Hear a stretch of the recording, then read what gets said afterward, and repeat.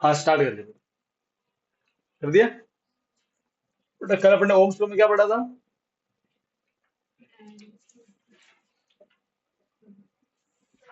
हम्म। क्या? Ohm's law. हाँ तो मैं वही तो कर रहा हूँ। देखो, ओम्स लॉ क्या बोलता है? देखो सीधी सी बात है बेटा। एक वायर है और वायर में अपन लगाते हैं बैटरी। बैटरी में क्या होता है? ताकत। उसको बोलते हैं अपन वोल्टेज उसको। ठीक है। और मैंने पहले बताया कि जितना वोल्ट मतलब क्या होता है? वोल्ट का वोल्टेज मतलब है बैटरी कितना ताकत से खींचेगी इलेक्ट्रॉन को। अब इलेक्ट्रॉन को खींचे तो इलेक्ट्रॉन चलते हैं, और इलेक्ट्रॉन चलते हैं मतलब करंट। इलेक्ट्रॉन का चलना करंट होता है। तो सीधी सी बात है, जितना जोर से खींचोगे उतना इलेक्ट्रॉन फास्ट फास्ट चलेंगे। वो जितना फास्ट फास्ट चलेंगे उतना ज्यादा करंट होगा। तो हम क्या देख रहे हैं कि अगर वी बढ़ा दो, ताकत बढ़ा दो, तो करंट भी बढ़ जाएगा। सही बात है, कॉमन सेंस है ये तो, है ना? बस तो फिर ओम्स ने ये बोला, उसने बोला कि भाई अगर आप वायर के अंदर में वी को बढ़ाते जाओगे तो करंट भी बढ़ेगा। अब अगर दोनों चीजें एक साथ में बढ़ती है उसे क्या बोलते हैं? Directly proportional. यही होता है ना, बस वही बोलते हैं कि V is directly proportional to I. समझे? कि जितना ज्यादा जोर से खींचोगे, है, जितना ज्यादा पावर होगा बैटरी के अंदर में उतना ज्यादा करंट होगा। करंट का मतलब इलेक्ट्रॉन तेज तेज चलेंगे, फास्ट फास्ट चलेंगे। भाई करंट का मतलब क्या होता है? चार्ज एक सेकंड में। सही बात है, कितना चार्ज है एक सेकंड में, कितना चार्ज चलेगा, है ना? तो और अपन अपन जानते हैं फिजिक्स में कि जब भी अपन ये साइन हटाते हैं एक कांस्टेंट आता है ना? अपन नाइन्थ में भी किया था। इस चैप्टर में उस कांस्टेंट को बोलना है रेजिस्टेंस। क्या बोलना है? इसका नाम दे दिया रेजिस्टेंस। ये कांस्टेंट होगा, एक नंबर है, कांस्टेंट मतलब एक नंबर होगा। 7 8 10। अब ये 7 8 10 ये डिपेंड करता है अलग अलग मटेरियल पे। कॉपर है, उसका आर की वैल्यू अलग होगी। समझ गए? अगर आपने सिल्वर का वायर लिया है तो उसकी आर की वैल्यू अलग होगी। हर मटेरियल की आर की अपनी अपनी वैल्यू होती है। समझ गए? कोई भी मेटल ले लो, कोई भी मेटल। ठीक है, हम इस चैप्टर में बात कर रहे हैं कंडक्टर की, मतलब मेटल्स की। हर मेटल में ये फॉर्मूला लागू होता है, और हर मेटल के लिए आर अलग अलग आता है। कोई भी ऐसे दो मेटल नहीं होंगे जिनके लिए आर सेम आएगा, ऐसा कभी नहीं होगा। समझ गए? कॉपर के लिए आर अलग होगा, सिल्वर के लिए आर की वैल्यू अलग होगी। तो आर एक कांस्टेंट है, वो डिपेंड करता है आपने कौन सा मटेरियल लिया है, किस टाइप का मटेरियल है। समझ गए? है ना? ऐसा। और अब मल्टी और आर का मतलब रेजिस्टेंस है, और क्या होता है रेजिस्टेंस? रुकावट। कल समझाया था कि जब इलेक्ट्रॉन एक में चलता है वायर में तो उसकी टक्कर होती है बहुत सारे एटम से, क्योंकि बहुत भीड़ भाड़ है ना, बहुत भीड़ भाड़ है, बहुत सारे एटम होते हैं अंदर। फिर जो एटम का जो प्लस चार्ज है, न्यूक्लियस, वो भी इलेक्ट्रॉन को खींचता है पीछे की ओर। तो एक इलेक्ट्रॉन को बहुत मुश्किल से आगे, मतलब एक इलेक्ट्रॉन जो होता है वो इतना आसानी से आगे नहीं बढ़ता है। उसके रास्ते में रुकावट आती है। वो रुकावट कौन लेके आता है? वो खुद वायर लेके आता है, और वो रुकावट हमेशा आएगी। हम उसका कुछ नहीं कर सकते, क्योंकि भगवान ने बनाए हैं ऐसे एटम्स को। आप समझ गए? तो उस आर को बोलते हैं रुकावट, रेजिस्टेंस। ये मेटल की प्रॉपर्टी है। मेरी बात समझ में आ रही है? अरे यस और नो? अब अगर हम इंसान है तो ये हमारी प्रॉपर्टी है कि हम ब्रीथिंग करते हैं। अब ये हमारे हाथ में नहीं है, हमको करना ही पड़ेगा। हमको ऑक्सीजन की सप्लाई देनी पड़ेगी बॉडी में। सही है? तो ऐसे ही मेटल के अंदर में रुकावट तो आने वाली है। भले वो कोई भी मेटल हो, भले वो कंडक्टर हो, सेमीकंडक्टर हो, या इंसुलेटर हो। हाँ, कंडक्टर के अंदर में रुकावट थोड़ी कम होती है तो करंट फास्ट फास्ट चल जाता है, इलेक्ट्रॉन फास्ट चलता है। और जो होते हैं पुअर कंडक्टर, उसमें रुकावट बहुत ज्यादा होती है कि इलेक्ट्रॉन चल ही नहीं पाता। बात समझ में आई? रेजिस्टेंस सबका होता है, किसी का कम किसी का ज्यादा होता सबका। समझ गए? और इसका कल हमने क्या निकाला था? यूनिट। ऐसा यूनिट ओम। क्या बोलना है इसको? ओम। तो आर की जब हम लिखेंगे कि 10 ओम, ओम क्या है? इसका यूनिट है। ठीक है, ऐसा यूनिट ध्यान रखना, ये इसका यूनिट होता है। कल अपन ने यहाँ पे पढ़ा। और जो सीधी बात है, अब आप खुद समझो, जितनी ज्यादा रुकावट होगी उतना इलेक्ट्रॉन धीरे धीरे चलेंगे। इलेक्ट्रॉन धीरे मतलब करंट कम। सही बात है? तो रेजिस्टेंस ज्यादा, करंट कम। रेजिस्टेंस कम, रुकावट कम, तो इलेक्ट्रॉन फास्ट फास्ट चलेंगे तो करंट ज्यादा। तो आर और आई कैसे है? इनवर्सली प्रोपोर्शनल है ना? और वो हमको धीरे दिखता भी है। ये मल्टीप्लाई क्या बन जाएगा? डिवाइड। तो v upon I is equal to R आ गया। तो देखो आई कहाँ आ रहा है? डिनोमिनेटर में। हमने नाइन से पढ़ा ही है, जो भी कोई आता है डिनोमिनेटर में वो क्या होता है? Inversely proportional. है क्या नहीं है? तो ये हम देख सकते हैं। तो कल अपन ने यहाँ तक पढ़ा। ठीक। आज हम रेजिस्टेंस किस किस पे डिपेंड करता है। तो रेजिस्टेंस चार चीजों पर डिपेंड करता है। किसी भी वायर का रेजिस्टेंस, किसी भी कोई भी मटेरियल है उसका रेजिस्टेंस चार चीजों पे डिपेंड करता है। सबसे पहला, the factor on which resistance depend. उससे पहले मैं आपको वन ओम वन ओम की डेफिनेशन बताता हूँ। आप मन से बनाना बेटा। मुझे तो बेटा अभी अभी क्या फॉर्मूला है रेजिस्टेंस का, V अपॉन आई। आर क्या होता है, ओम। अगर मुझे इसको वन करना है तो मैं क्या करूंगा, V को भी वन और आई को भी वन। मैंने कहा था मन से definition, मन से करना डेफिनेशन। तो क्या लिखोगे, वैन। हाँ बेटा बोल, क्या हुआ रही है।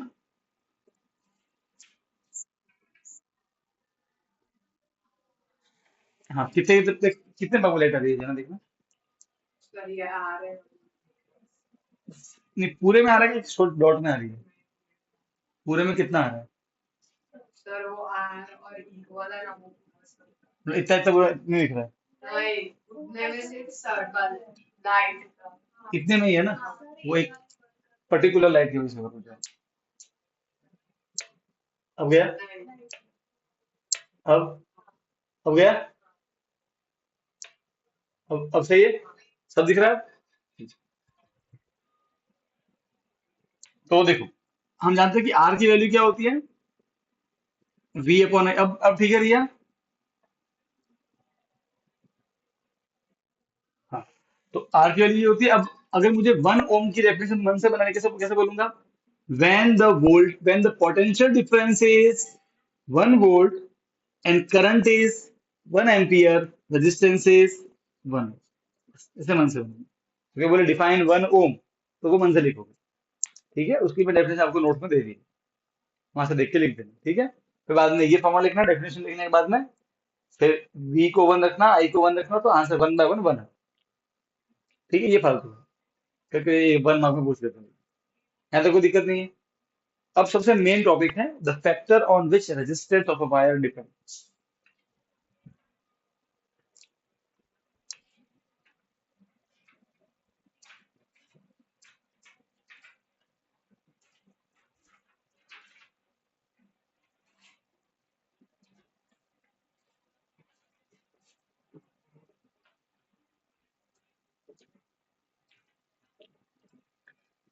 आर जो है वो मेटे, क्या आपको ये समझ में आया कि आर हर हर वायर में रुकावट आएगी। क्यों आएगी, क्योंकि आप इमेजिन करो भीड़ भाड़ है अंदर बहुत ज्यादा, तो आने आने नहीं। ठीक है, किसी में कम किसी में ज्यादा। अब सबसे पहले जो आर है ये डिपेंड करता है मटेरियल। इस पे मटेरियल मतलब अगर आपने कॉपर लिया है तो उसका आर का वैल्यू अलग, सिल्वर लिया है उसका आर का वैल्यू अलग। ओके, अगर आपने मान लो कि गोल्ड लिया है उसकी आर की वैल्यू अलग। अगर आपने सपोज करो कि कार्बन लिया उसकी आर की वैल्यू अलग। आर की वैल्यू पे करती है सबसे पहले मटेरियल। आपने कौन सा मटेरियल लिया, सीधी सी बात है, अलग अलग मटेरियल तो अलग अलग रेजिस्टेंस की वैल्यू। First it depend upon the type of material, different material have different value of R. Second, ये डिपेंड, एक काम करेंगे अब, कोई बात नहीं चलो। सेकंड डिपेंड करता है ये वायर की लेंथ। देखो ऐसा होता है कि मान लो कि मेरे पास कॉपर है, कॉपर का एक 2 मीटर का वायर है और एक 3 मीटर लंबा वायर है, मान लो। दोनों ही कॉपर के हैं, मटेरियल तो सेम है पर लेंथ अलग है। ठीक है, तो अगर लेंथ अलग होगी तो इन दोनों के अंदर जो आर की वैल्यू है वो भी अलग होगी। क्यों, क्योंकि देखो अभी इलेक्ट्रॉन को लंबा रास्ता तय करना है, तो जितना लंबा रास्ता होगा उतनी ज्यादा रुकावट। सही है, तो लेंथ ज्यादा होती है तो क्या होता है, रुकावट भी ज्यादा आती है। उतनी टक्कर ज्यादा होगी ना अंदर, लंबा रास्ता तय करना है अभी तो। सही बात है। तो resistance is directly proportional to length of the wire. Length बढ़ाओगे तो रेजिस्टेंस भी बढ़ती जाएगी। इसलिए आप कभी देखना, आप एक छोटा सेल लेना। ठीक है, छोटा सेल, उसमें दो छोटे वायर ज्वाइन करना और फिर उसको करना बल्ब से, बल्ब जल जाएगा। फिर आप वायर लंबा करना, फिर ज्वाइन करना, बल्ब बहुत दिन चलेगा। और फिर और लंबा लोगे तो फिर एकदम ना के बराबर। क्योंकि जब वायर की लंबाई बढ़ती है रेजिस्टेंस रेजिस्टेंस क्या होता है, रेजिस्टेंस रुकावट, रुकावट बढ़ेगी तो करंट और कम होता जाएगा। हम पहले ही पढ़ लेंगे रेजिस्टेंस और करंट कैसे इनवर्सली प्रोपोर्शनल। बात समझ में आ गई। ठीक है। तो the length the resistance of the wire is directly proportional to the length, तो उसको ऐसे लिखना है R proportional to L. Second, third आता है क्रॉस सेक्शन एरिया।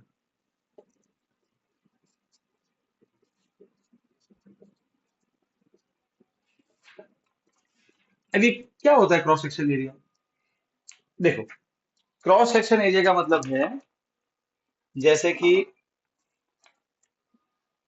ये देखो, ये एक सिलेंडर है, राइट? वायर ऐसे ही तो वायर, ओके। इसका क्रॉस सेक्शन एरिया मतलब ये वाला पार्ट, समझे? अरे हाँ क्या ना, क्लियर है? तो अगर मैं सिलेंडर को यू कट कर दूं, ऐसे यू बीच में से, तो क्या बनेगा? एक सर्कल बनेगा क्रॉस सेक्शन, इसे बोलते हैं क्रॉस सेक्शन एरिया। रेजिस्टेंस इस पे भी डिपेंड करता है, इस area, the area of cross section.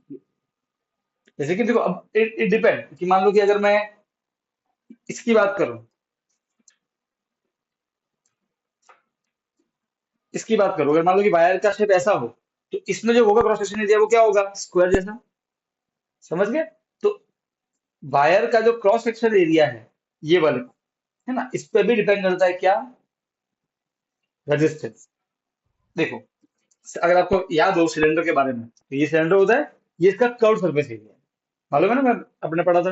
ये इसका कर्व सरफेस एरिया, ये वाला पार्ट, ठीक है। वो जैसे तो ये बोतल ना, उसे बड़ी है, लीक तो नहीं है ना? हाँ। ये देखो, ये सिलेंडर है, तो ये क्रॉस सेक्शन एरिया है। वायर ऐसा होता है, ऐसा। अब अगर हम उसको यहां से पीछे कट करेंगे, तो ऐसा सर्कल बनेगा। बस ये है, ये कहता है क्रॉस सेक्शन एरिया, ओके। ये वाला पार्ट नहीं कहलाता, ये वाला पार्ट कहलाता है। इस पे डिपेंड करता है रेजिस्टेंस। कैसे करता है? तो देखो, अब आप थोड़ा खुद सोचना कि अगर मैं वायर को बड़ा कर दूंगा, मतलब मोटा कर दूं, तो एक बड़ा सर्कल बनेगा। सही बात है, मोटा कर दूं तो ऐसे। अरे हाँ के ना? और पतला कर दूं तो, जैसे कि अगर मैं वायर को पतला ले लूंगा, तो फिर एक सर्कल छोटा बनेगा। देखो, अब सर्कल छोटा होगा तो जगह कम होगी, तो इलेक्ट्रॉन को और दिक्कत आएगी। सर्कल बड़ा कर दूंगा, जगह ज्यादा हो जाएगी यहाँ पे, तो इलेक्ट्रॉन को और। भाई इस लाइक दैट, ट्रैफिक है, पतला रोड है और 100 गाड़ियां हैं, तो दिक्कत होगी। खूब चौड़ा रोड है, फिर 100 गाड़ियां, कोई दिक्कत नहीं होगी। आप समझे? तो एरिया बढ़ाने से, क्रॉस सेक्शन एरिया बढ़ाने से रेजिस्टेंस कम हो जाता है, रुकावट कम आती है।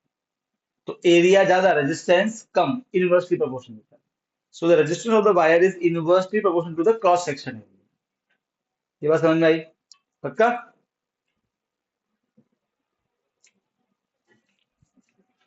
So the resistance of the wire is inversely proportional to area of cross section. यहां तक कोई दिक्कत है तो बोलो।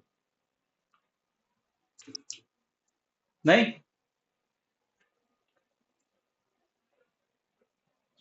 इतना क्लियर? ठीक, बड़ा ये समझ में आ गया। अब ये इक्वेशन नंबर 1, ये इक्वेशन नंबर 2, और ये अब fourth, resistance of the wire is also depend on temperature। समझो, मान लो कि मेरे पास एक वायर है,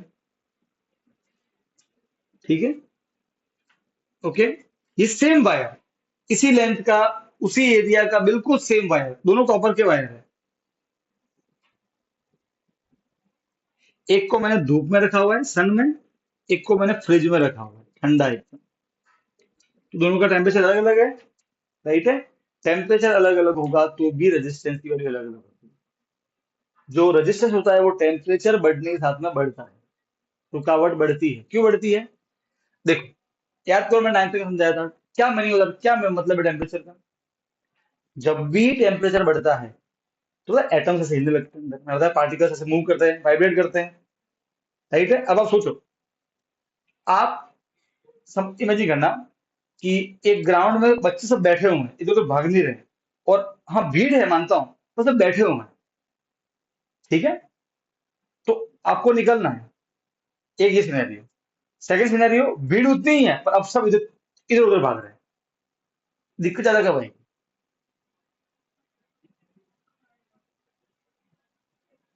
जब वो बैठे होंगे तब जाने में दिक्कत आएगी, कि जब वो भाग रहे होंगे इधर, तब दिक्कत आएगी? तब दिक्कत आएगी। तो अब सोचो, जब एक इलेक्ट्रॉन चलेगा और टेम्परेचर ज्यादा है, मतलब जो एटम्स है वो यू यू वाइब्रेट कर रहे हैं, तो इलेक्ट्रॉन को और दिक्कत आएगी जाने में। आप समझे? इसलिए सब तो, जो जब टेम्परेचर बढ़ता है, तो क्या होता है, अंदर के जो एटम्स होते हैं वो वाइब्रेट करते हैं, उसकी वजह से जो इलेक्ट्रॉन होता है उसके रास्ते में और रुकावट आ जाती है ना। और एक तो एक आपको एक ब्रिज पे जाना है, अब वो ब्रिज हिल भी रहा है तो और दिक्कत आएगी। इट्स लाइक दैट, समझे ना? तो resistance of the wire increases with increase in temperature, ठीक है? टेम्परेचर बढ़ता है तो रेजिस्टेंस भी बढ़ता है। इसका मतलब ये हुआ कि जो सन में रखा होगा वायर उसका रेजिस्टेंस ज्यादा आएगा, और जो ठंडा होगा उसका रेजिस्टेंस कम आएगा। बात समझ में आ गई? ठीक है। तो रेजिस्टेंस कम आएगा मतलब करंट ज्यादा आएगा ना, रेजिस्टेंस और करंट इनवर्सली प्रोपोर्शनल होता है। जितने रुकावट कम उतना करंट ज्यादा, वो साइड में। अब देखो ये दो पॉइंट तो ठीक है, मेन ये दो पॉइंट है, लेंथ और area of cross section.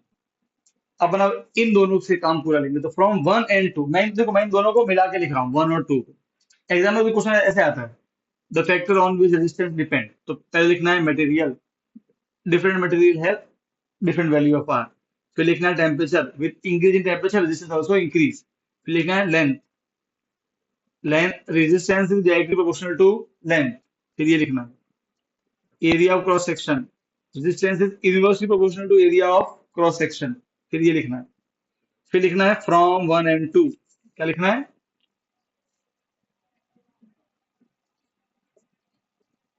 From one and, इनको अपन मिक्स करते हैं, ठीक है? देखो ये तो डिनोमिनेटर में, ये न्यूमरेटर में, तो जब मिला के लिखेंगे तो एल आएगा ऊपर, ए आएगा नीचे, सही बात है? तो क्या बन गया? ऐसा फॉर्मूला बन गया। अब मुझे मतलब मैंने आपको अभी समझाया है। हाँ बेटा।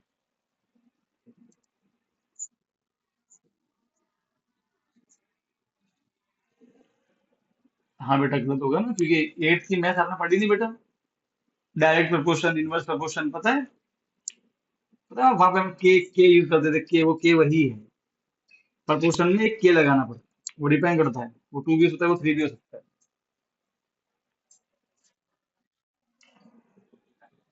अब देखो, सबसे पहले, अब अगेन ये प्रोपोर्शन है। अब इसको हटाएंगे तो अगेन ये कांस्टेंट आता है ना? तो आर इक्वल, अब यहां जो कांस्टेंट आएगा उसको एक बार से लिखते हैं, ये सिंबल है उसका, ठीक है? और एल ऊपर ए नीचे, इसको पढ़ते हैं रो। क्या पढ़ते हैं, बोलते हैं इसको, इस सिंबल का नाम है रो। इसको बोलते हैं रजिस्टिविटी। क्या बोलते हैं?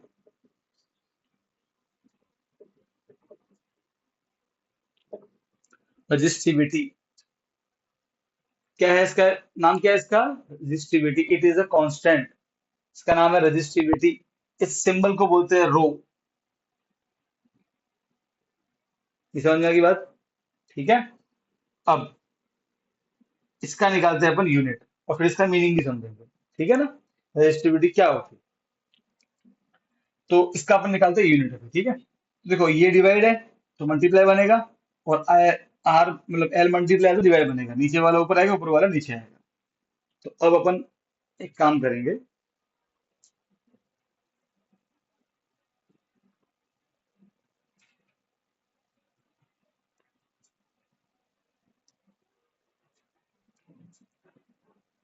तो रो क्या बन जाएगा आपका?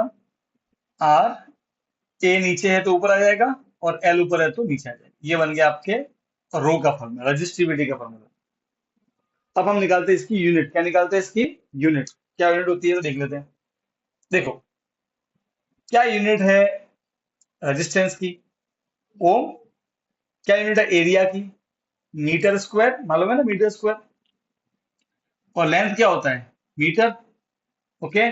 अब बेटा ये पता है डिवाइड में पावर माइनस हो जाती है ना? एक ही पावर एम डिवाइड में एक ही पावर एम, तो एम टू माइनस वन। तो क्या बन जाएगा? Rho metre to minus one one होता है। तो रो मीटर क्या होती है? रो मीटर क्या होती है? SI unit of resistivity. यहां तक कोई तकलीफ है तो बोलो। नहीं? पक्का?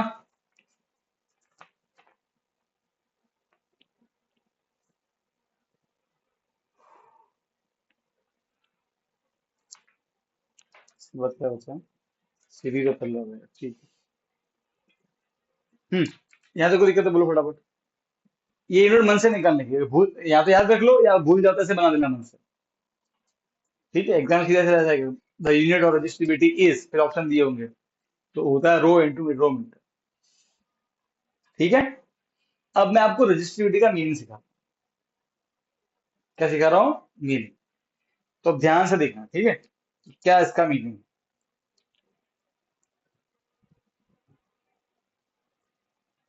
रेजिस्टेंस और रजिस्टिविटी में एक हल्का सा डिफरेंस है। ठीक है, देखो मैं आपको बताता हूँ, इसके लिए आपको एक एग्जांपल देता हूँ। देखो, एक है, एक एप्पल, एक सेब ले लेते हैं, एक सेब के 10 रुपए। एक के कितने पैसे, एक की कितनी वैल्यू, वन की, वन की। ओके, वो होता है रजिस्टिविटी। एक एप्पल के 10 रुपए, ठीक। तो कितने पैसे 5 एप्पल के, 50। कितने पैसे 7 एप्पल के, 70। राइट है। कितने पैसे 3 एप्पल के, 30। तो ये तो बार बार चेंज हो रहा है। अगर मैं एप्पल 3 करूँ तो वैल्यू चेंज, 5 करूँ तो चेंज, 7 करूँ तो चेंज। राइट है। तो ये जो मैंने कहा ना, 3 एप्पल की वैल्यू, 5 एप्पल की वैल्यू, ये रेजिस्टेंस, ये समझो ये रेजिस्टेंस है, वो चेंज हो सकता है बार बार, क्योंकि हम जानते हैं कि रेजिस्टेंस डिपेंड किस पे करता है, लेंथ पे। लंबाई चेंज करोगे तो वैल्यू चेंज, है ना, अभी पढ़ा हमने। रजिस्टिविटी क्या है, एक एप्पल की वैल्यू की तरह वो फिक्स रहेगी। हाँ, वो अगर कोई मार्केट में वैल्यू बढ़ जाए वो अलग चीज है, पर रजिस्टिविटी क्या होती है, इट्स लाइक वन एप्पल की वैल्यू वो फिक्स रहती है, एक एप्पल के 10 रुपए, वो तो फिक्स ही है। अब मैं अगर एप्पल 3 खरीदूंगा तो 30 रुपए लगेंगे, 5 खरीदूंगा तो 5 रुपए लगेंगे। तो इसका मतलब समझो, देखो मान लो कि आपको वायर दिया है, मैं बोलूं मुझे इसका रेजिस्टेंस निकालना है और मुझे इसकी रेजिस्टिविटी निकालनी है। तो सुनो, किसी भी वायर की अगर आपको रेजिस्टिविटी निकालनी है, ठीक है, तो कैसे निकालनी है, सबसे पहले उसकी लेंथ 1 मीटर लो और उसका एरिया 1 मीटर स्क्वायर करो। लेंथ को भी 1 करो, ए को भी 1 करो, तब तब क्या निकलती है उसकी रजिस्टिविटी। देखो ध्यान से देखना, रो के फॉर्मूले में आर को तो आगे रखो, ए को 1 रखो, एल को 1 रखो, तो रो क्या आया, रो इज इक्वल टू आर आ गया। राइट है। इसका मतलब क्या हुआ कि अगर आप 1 मीटर वाला वायर लो लेंथ में, और उसका एरिया भी कितना ले लो, 1 मीटर स्क्वायर, ये वाला एरिया, ये क्रॉस सेक्शन है ना बेटा, सर्कल। राइट है, इसका एरिया 1 मीटर स्क्वायर, ये तो एक वायर आ गया। इस वायर का कुछ तो रेजिस्टेंस होगा, कुछ तो रेजिस्टेंस होगा। ठीक है। The resistance of the wire of length 1 meter and 1 meter and the area 1 meter square is known as resistivity. Resistivity के लिए आपको लेंथ और एरिया दोनों कैसे करने पड़ेंगे, फिक्स करने पड़ेंगे, तो वैल्यू भी फिक्स ही आएगी ना। हमेशा लेंथ 1 करो, एरिया 1 लो। यस और नो। अब रही बात रेजिस्टेंस की, ओके, उसका अपना फॉर्मूला क्या होता है, रो एल बाय ए, थोड़ी देर पढ़ा, थोड़ी देर पहले पढ़ा था हमने, है ना। अब मान लो कि लेंथ है 5 मीटर, एरिया है 10 मीटर स्क्वायर, तब भी आप निकाल सकते हो। और आप आर कब भी निकाल सकते हो, आर वो ऐसा है कि 5 एप्पल के कितने पैसे, 7 एप्पल के कितने पैसे, ये बात समझ आ रही है, वो चेंज हो सकता है। आर की वैल्यू कैन बी चेंज, अगर आप लेंथ चेंज करोगे तो आर चेंज, ए करोगे चेंज तो आर चेंज। पर रो क्या होता है, रो में तो रो में हम पहले से फिक्स कर लेते हैं कि लेंथ को भी 1 लो और एरिया भी कितना लो, 1। जब पहले से कर दिया फिक्स, तो इसकी वैल्यू भी कैसे आएगी, फिक्स। सो आर जो होता है वो हमेशा फिक्स वैल्यू होती है, क्योंकि वो एक फिक्स चीज पे ही निकालते हैं, है ना। लेंथ भी 1 करो, एरिया भी 1 करो, बात समझ में आ गई। और जो रेजिस्टेंस है वो अलग अलग हो सकता है, आपने लेंथ को 10 लिया तो अलग वैल्यू आएगी, लेंथ को 15 लिया तो अलग वैल्यू आएगी आर की। वो बिल्कुल वही है, 8 एप्पल के पैसे, 10 एप्पल के पैसे, 15 एप्पल के कितने पैसे। ये बात समझ में आई कि नहीं है, क्या बोलना चाहता हूँ, ठीक है। सो सुनना, किसी भी वायर के, देखो रजिस्टिविटी कुछ नहीं है, रजिस्टिविटी जो है वो रेजिस्टेंस ही है, पर एक खास किस्म का रेजिस्टेंस। कब, जब लेंथ भी 1 हो और एरिया भी कितना हो, 1। बात समझ में आई क्या नहीं आई, इतना। रजिस्टिविटी रेजिस्टेंस ही है, देखो आर के बराबर ही है, बस कंडीशन क्या करना है अपन को, लेंथ भी 1 लो और एरिया भी कितना लो, 1, ये कंडीशन है इसमें बस, समझ गए। तो देखो, अगर किसी वायर की रेजिस्टिविटी ज्यादा, तो उसका रेजिस्टेंस भी ज्यादा। सीधी सी बात है, क्योंकि रेजिस्टिविटी रेजिस्टेंस एक ही चीज है। बस कंडीशन क्या है उसमें, कि आपको सब वन वन ले लेने का है। ये बात समझ में आ गई? अरे हाँ, क्या ना, क्लियर है एकदम? समझ गए? पक्का? कोई दिक्कत नहीं है? ठीक है। अच्छा, तो अब हमारे बुक में अलग अलग मटेरियल की रेजिस्टिविटी दी हुई। ओके, अब मैं रेजिस्टिविटी की डेफिनेशन बना रहा हूं, देखो मैं मन से बना रहा हूं। When resistivity of a wire is equal to the resistance of the wire whose area, cross section area is 1 meter square and length is 1 meter. Resistivity of a wire is the resistance of that wire whose area is 1 and length is 1. मैंने मन से बनाया और यही आपके notes पे लिखा होगा। बात समझ में आ गई? कोई डाउट है तो बोलो, यहाँ पे समझ में आया? पक्का? रेजिस्टिविटी रेजिस्टेंस ही होता है। क्लियर? वो फिक्स होता है। ठीक है। हाँ, तो अगर किसी की रेजिस्टिविटी ज्यादा, तो रेजिस्टेंस भी ज्यादा, क्योंकि वो रेजिस्टेंस ही है एक खास कंडीशन में। क्लियर है ना? ये देखो ऐसा हो गया ना, कि मैं बोलूँ एक एप्पल के 10 रुपए, ठीक है, और मैं बोलूँ एक पाइनएप्पल के 50 रुपए, एक एप्पल के 10 रुपए, मतलब एक की रेजिस्टिविटी 10, है ना, और एक पाइनएप्पल के 50 रुपए, तो किसी दूसरे की रेजिस्टिविटी 50। तो अगर मैं दो एप्पल लेके कितने रुपए, 20, और मैं दो पाइनएप्पल लेके आऊँ तो 100, तो जिसकी रेजिस्टिविटी ज्यादा वो एक की वैल्यू ज्यादा, तो अगर मैं उसमें 10 लूंगा, 15 करूंगा, तो वैल्यू ऑटोमेटिक ज्यादा ही आएगी। बात समझ में आएगी नहीं? ये बिल्कुल ऐसा है, रेजिस्टिविटी और रजिस्टर। ठीक है।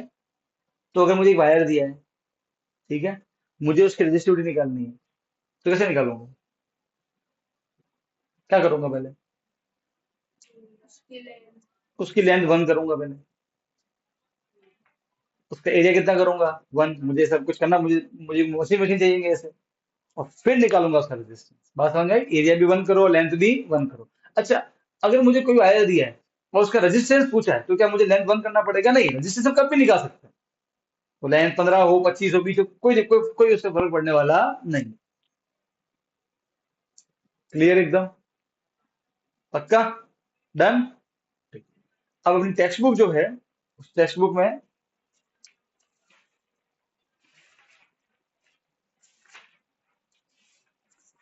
ये वाला पेज खोलो, टेबल 11.2। हाँ, किसी के पीले कलर में दी हुई, किसी को उसमें दी हुई है, ठीक है। ओके, उसमें टेबल 11.2 दी होगी, वो खोलो। जानवर से जरा रखो, थोड़ा रिया समझ में आ रहा है? हम्म, क्या है? Not know? अच्छा, अब देखो, ये टेबल देखिए। अब इस टेबल में आप नोट करो, तीन चीजें लिखी हुई हैं: कंडक्टर, एलॉय, इंसुलेटर। एलॉय क्या होता है? नाइन तो पढ़ा था। दो मेटल को मिक्स करो, या एक मेटल एक नॉन मेटल को मिक्स करो, या फिर तीन मेटल को मिक्स करो। एलॉय के अंदर में मिनिमम एक मेटल तो होता ही होता है, ये ध्यान रखना। ठीक है, ऐसा। तो कंडक्टर में दिया हुआ सिल्वर, क्या वैल्यू दी सिल्वर की? 1.6। लास्ट में दिया 10⁻⁻8। ठीक है, वो उसको साइड में रखो। सिल्वर की 1.6, कॉपर की 1.62। कॉपर ज्यादा है, कॉपर की रेजिस्टिविटी ज्यादा, मतलब रेजिस्टेंस ज्यादा, है ना। फिर देखो एल्यूमिनियम, देखो 2.63। टंगस्टन देखो 5.20 रेजिस्टिविटी। जितना रेजिस्टिविटी ज्यादा, उतना रेजिस्टेंस भी ज्यादा। फिर आयरन देखो, निकल निकल देखो 6। आयरन का तो 10 है, क्रोमियम का 12 है ना, ऐसे मरकरी का 94। ओके, ऐसे अलग अलग है। ठीक है, बात समझ में आ रही है? कोई दिक्कत नहीं है? एकदम क्लियर है? अच्छा, अब जरा एक काम करो, जो इंसुलेटर है, देखो मैं आपको समझाता हूँ, आपको उससे समझ में आएगा। जो सिल्वर है, अगर थोड़ी सी मैथमेटिक्स आपको आती है, तो आप काम करो, 1.60 इंटू टेन -8, -8 है तो नीचे आ गया, बन जाएगा +8। अब नीचे जीरो है तो उधर जाएगा 0.8 बार। तो आप इमेजिन करो, 160, यहां से जाना है 8 बार पीछे, 1 2 3 4 5 6 7 8। ये रजिस्टिविटी बहुत बहुत बहुत स्मॉल नंबर है। तो जब रजिस्टिविटी इतनी कम, तो रेजिस्टेंस भी बहुत कम। एक बार ग्लास को देखो, ग्लास की रजिस्टिविटी क्या है? 10 की पावर 10 है। एक के पीछे 10 जीरो लगाओ, 5 6 7 8 9 10, कितना हो गया? 1,000 करोड़ रजिस्टिविटी। तो कितना सोचो, एक एक एप्पल के 10,000 करोड़ रुपए, तो 2 एप्पल के।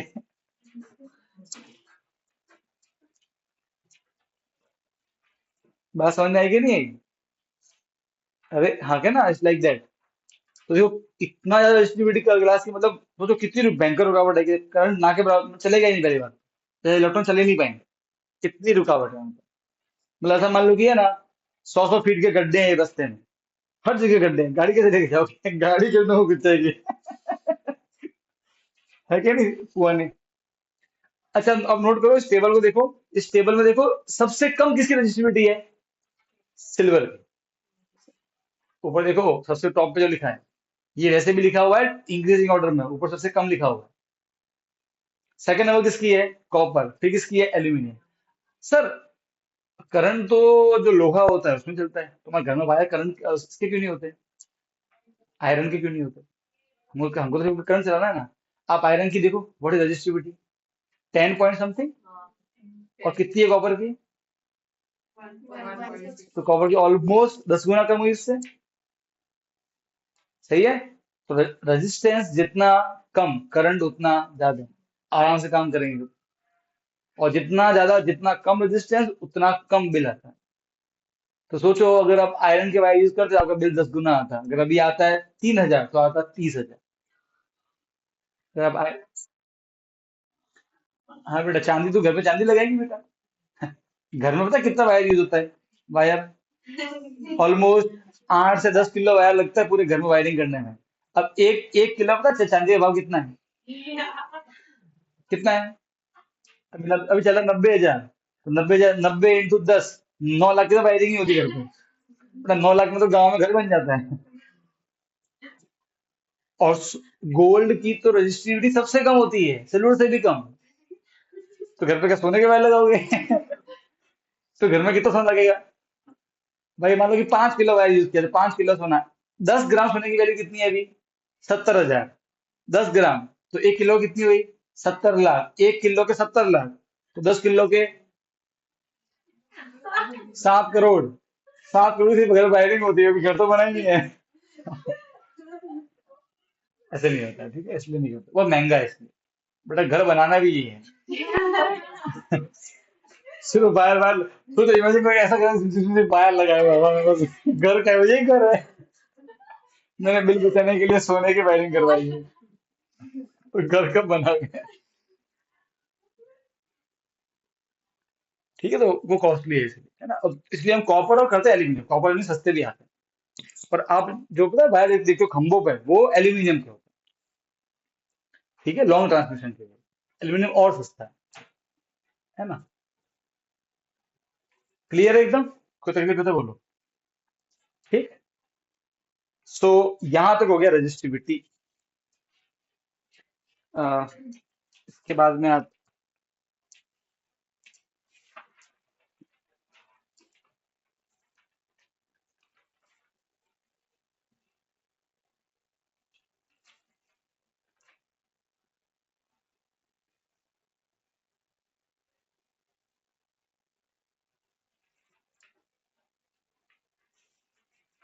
ओके, सो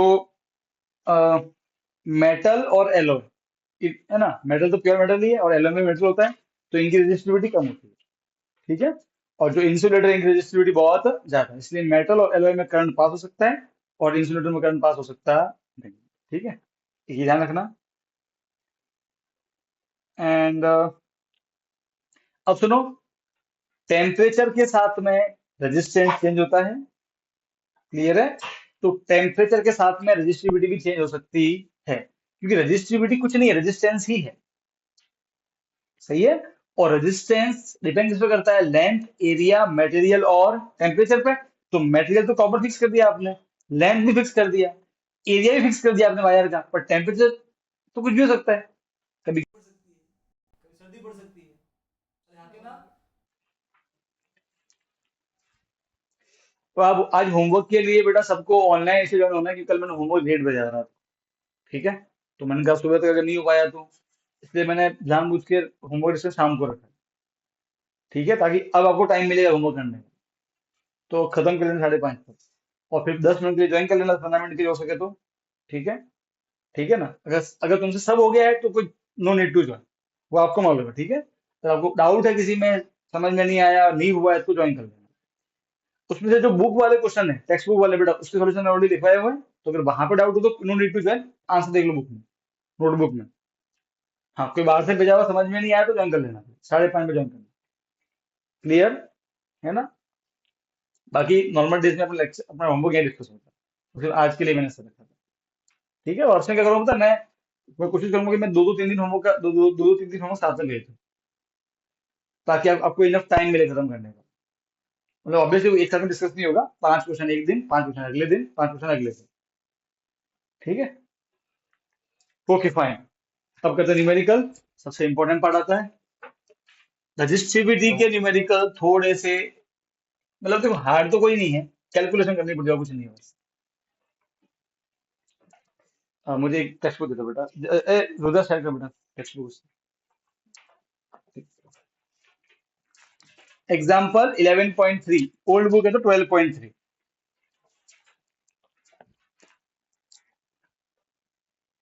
लेक्चर ऑन है ना?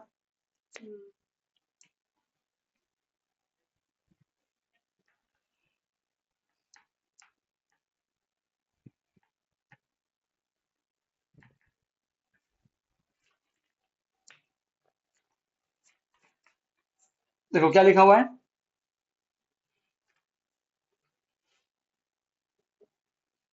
न्यू बुक में ये है और ओल्ड बुक में 12.3 होगा एग्जाम्पल। पढ़ो। How much current how, I पूछा है, अरे हाँ के ना, क्या पूछा है? I. How much current will an electric bulb, एक बल्ब है, draw from the 220 volt source, कितना वोल्टेज दिया हुआ है? 20। If the resistance of the bulb filament is, resistance मतलब आर दिया हुआ है, 1200। ये ए है, इसका ये ए वाला पार्ट है, ओके? अब बेटा पता है ये फिलामेंट क्या होता है? आपने पुराने बल्ब देखे, पुराने बल्ब अगर देखते हो, पता है उन पुराने बल्ब में नीचे ऐसा पार्ट होता था, ऊपर ऐसे एक राउंड होता था, और पता है अंदर ऐसे दो वायर होके अंदर ऐसे एक आती थी, कॉइल आती थी। तो कभी ऐसे पुराने बल्ब देखे हो तो, नहीं देखे तो एक बार कभी देखना, ठीक है? पुराने बल्ब, उन पुराने बल्ब के अंदर में आपको ऐसे, अंदर की साइड, ओके, अंदर की साइड आपको ऐसे दो वायर दिखेंगे निकलते हुए ऐसे, और ऐसे ऐसे ऐसे स्प्रिंग होगी ना, स्प्रिंग, इसे बोलते हैं फिलामेंट ऑफ बल्ब, क्या बोलते हैं? और ये बना होता है टंगस्टन से, किससे बना होता है? एक मटेरियल होता है, इट इज एलॉय बेसिकली।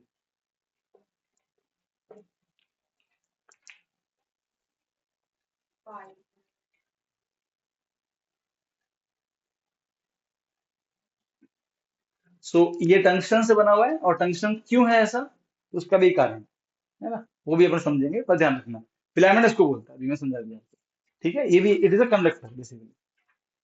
और और जब इसमें ज्यादा करंट, तो ये गर्म होता है, और गर्म होकर इसमें से, मतलब कोयला गर्म होता है तो कैसे उसमें लाइट निकलती है?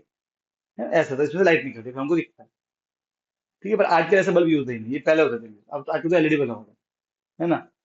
ये जितनी लाइट खाता है उससे 50-60 गुना कम एनर्जी में तो हमारा ये बल्ब जल जाता है, पर इससे ज्यादा रोशनी होती है इनसे। ये अगर 60 वॉट का मैं एक लगा दूं रूम में, तो ढंग से आपको रूम में पूरा आपको फिर भी दिखेगा अंधेरा अंधेरा, और मैं एक लगा दूं, सिर्फ 20 वॉट का लगा दूं एलईडी बल्ब, तो रूम में तो रोशनी हो जाती है। तो अब टेक्नोलॉजी चेंज हो गई है, ठीक है? पहले ऐसे आधे रूम में फिलामेंट वाले। कौन सा? इसमें नहीं दिख रहा जी?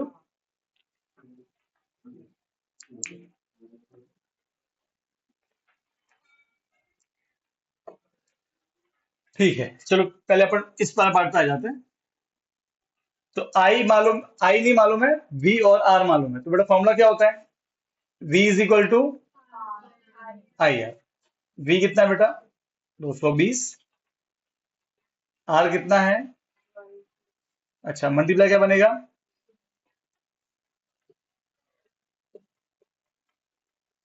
कट गया। टू वन जा, टू सिक्स जा जीरो। 11/60 एम्पियर करंट आ गया। चाहो तो पॉइंट में निकाल लेना। ठीक है, कोई दिक्कत नहीं।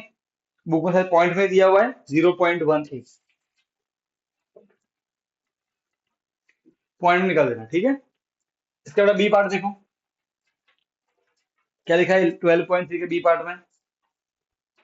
How much current, again current पूछा है, ये अलग क्वेश्चन है, ठीक है। Will an electric heater coil, electric heater, heater की कॉइल है, वोल्टेज कितना है? 220 वोल्ट, और उसका रेजिस्टेंस कितना दिया हुआ है? 100। ठीक है, तो अब इसको करते हैं।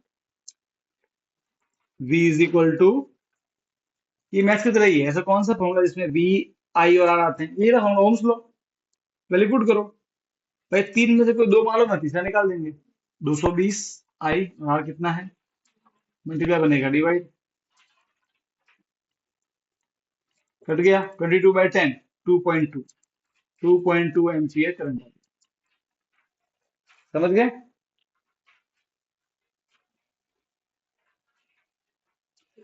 अब एक काम करो, जरा नोटिस करो, हमारे घर में जो बल्ब है यूज, बल्ब जिसमें आता है टंगस्टन का वायर आता है, उसका रेजिस्टेंस देखो 1200 होता है, जो पहले बल्ब करते थे यूज। और जो हम लगता है ना, घर में हीटर होता है, अंदर हीटर बाथरूम में लगाते हैं पानी गर्म करने के लिए, उसका रेजिस्टेंस केवल 100 होता है।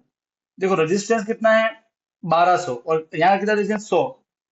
यहाँ रेजिस्टेंस कम है, रेजिस्टेंस कम तो करंट ज्यादा। रेजिस्टेंस कम है, यहाँ करंट कितना है? 2.2, और यहाँ करंट कितना है? 0.1 है। देखो कितना ज्यादा करंट है, 2.2। 2.2 का मतलब जानते हो ना क्या होता है? करंट की मतलब क्या है? कि एक सेकंड में 2 कूलम चार्ज। 2 कूलम मतलब वो 625 क्या क्या 18 जीरो, उतने सारे इलेक्ट्रॉन चल रहे हैं। ठीक है, वो चलेगा, वो ध्यान रखो। आर कम है तो करंट बहुत ज्यादा आ रहा है, दिखता भी है।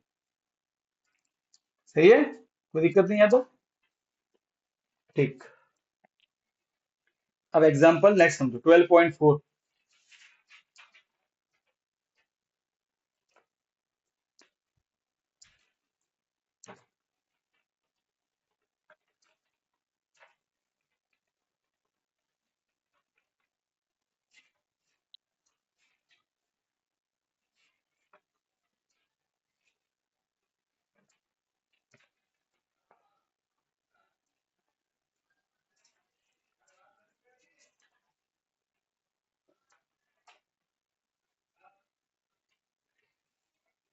ये ओल्ड में, न्यू में 11.4, ठीक है, ओल्ड में 12.4 है। तो क्या लिखा है? The electric, the potential difference मतलब V between the terminal of an electric heater. देखो ये बाकी जो लिखा हुआ है टर्मिनल ऑफ इलेक्ट्रिक हीटर, इससे कोई मतलब नहीं है, बस हीटर है। और कितना वोल्टेज दिया हुआ है? 60। बात समझ में आ गई? क्या हुआ? कोई बात। When it draws a current of 4 ampere, current कितना है बेटा? 4 एम्पियर। ओके, बढ़िया। तो V दिया है, I दिया है, ठीक है, ये केस नंबर 1 की बात हो गई। तो बेटा फटाफट से R निकाल देते हैं। आर, तो आर बेटा, V is equal to I R. V कितना है? 60। I कितना है? 4। और R मल्टीप्लाई क्या बनेगा? डिवाइड, 15 आ जाएगा, तो 15 ओम इज इक्वल टू R। देखो बेटा, अभी घर के अंदर है, मान लो कि एक मेरे पास में हीटर है, तो उसके अंदर वायर का तो लेंथ भी फिक्स ही है, पहले से फिक्स है, जो कंपनी बन के आया है। सब कुछ पहले पहले से फिक्स है। घर के अंदर का टेम्परेचर भी ऑलमोस्ट फिक्स ही होता है। तो हम जो घर में सामान यूज करते हैं, कोई भी सामान, उसका रेजिस्टेंस कैसा होता है? फिक्स। कि रेजिस्टेंस चेंज कब होता है? अगर हम वायर का लेंथ चेंज करें, है ना, उसका एरिया चेंज करें, पर एक बार आपने सामान ला के फिट कर दिया घर पर, फिर तो फिक्स हो गया। तो घर में जब हम सामान यूज करते हैं उसका रेजिस्टेंस कैसा होता है? फिक्स। क्लियर है? और यहाँ क्या बोला है क्वेश्चन में, क्या बोला है? एक इलेक्ट्रिक हीटर है जो घर पर हम यूज करते हैं, उसका वोल्टेज 60 है और करंट 4 है। तो पहले मैंने क्यों निकाला? रेजिस्टेंस, क्योंकि मुझे मालूम है कि वो जो हीटर हम घर पे यूज करेंगे उसका रेजिस्टेंस कैसा होगा? फिक्स। तो पहले वो निकालते हैं। क्यों? क्योंकि देखो अभी आगे, ये आगे काम आएगा। नोट करो आगे क्या लिखा है। अगर 60 वॉट वोल्टेज है तो करंट कितना लेगा हीटर? 4 एम्पियर। तो अब क्या बोला? What current will the heater draw? कितना करंट हीटर खींचेगा अगर वही वोल्टेज कितना हो जाए? 120। भाई ओम्स तो साफ साफ बोलता है जितना, भाई व्हाट इज वोल्टेज? ताकत। तो पहले 60 की ताकत से खींचा तो करंट 4 एम्पियर आया। अब खींच रहे हैं 120 की ताकत से, तो करंट बढ़ना चाहिए। सही है कि नहीं है? पर कितना करंट आएगा तो वो चेक करना। बात समझ में आ रही है? तो देखो, तो अब सेकंड केस में क्या दिया हुआ है? उसमें पूछा हाउ मच करंट, मतलब आई पूछा है, और वी कितना दिया हुआ है? 120। अब आप बोलोगे सर इसमें तो आर तो नहीं दिया हुआ। अरे आर तो ये निकाला ना यहाँ पे, अब आर तो फिक्स है। अरे हाँ के ना, हम जो घर में सामान यूज, उसका आर फिक्स होता है। क्लियर है? अब आर फिक्स हमने आगे निकाल दिया, कोई दिक्कत नहीं। अब v इज इक्वल टू क्या होता है? आई आर। v 120 है, आई निकालना है, और आर हमने ऊपर निकाल दिया 15। मल्टीप्लाई क्या बनेगा बेटा? डिवाइड। सही है? 5 में कट करेंगे, 5 3 जा, सॉरी, 5 2 जा 10, 2 0, 5 4 जा 20, 3 8 जा 20। ठीक है, तो 8 एम्पियर करंट आ गया। कोई दिक्कत नहीं। आप खुद देख सकते हो ओम्स लॉ यहाँ लागू हो रहा है। वोल्ट 60 था तो करंट 4 है। वोल्ट 120 है, वोल्ट बढ़ाया तो करंट भी बढ़ गया, 8 आया। सही है? कोई दिक्कत नहीं। ये एग्जांपल 11.4 हो गया। अब एग्जांपल आ रहा है आपके 11.5 और 11.6, ये रजिस्टिविटी पे। ठीक है, और कैसे करना है वो देखेंगे। टाइम क्या हुआ है? घड़ी सही है? टाइम देखना।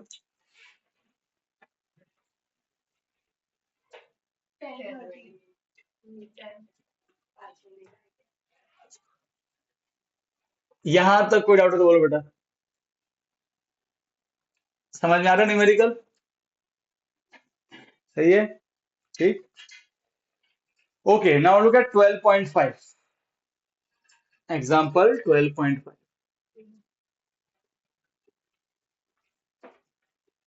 और न्यू बुक में 11.5 है। ठीक है, ये एक इंपॉर्टेंट क्वेश्चन है। इंपॉर्टेंट मतलब थोड़ा सा अलग क्वेश्चन। देखो, resistance of a wire, of a metal wire of a length 1 meter is 26 ohm। Resist length कितना दिया हुआ है? L, 1 metre. रेजिस्टेंस कितना दिया हुआ है? 26 ओम। समझ गए? एट 20 डिग्री सेल्सियस टेम्परेचर, उसकी मेरे को जरूरत नहीं है क्योंकि हमारे किसी भी फॉर्मूले में टेम्परेचर कहीं नहीं आता। ठीक है, तो उसको साइड में रखो। 20 को देखे कंफ्यूज मत होना। If the diameter of the wire, देखो वायर लिया हुआ है, ये वायर, और ये इसका होगा क्रॉस सेक्शन एरिया जो कि सर्कल होगा। सही है? इसका डायमीटर दिया है। डायमीटर कितना दिया है? 0.3 मिलीमीटर। तो भाई काम करते हैं, पहले इसका निकालना पड़ेगा क्या? रेडियस। वो क्या होगा? Diameter divide by 2। पर ये मिलीमीटर है, मिलीमीटर से मीटर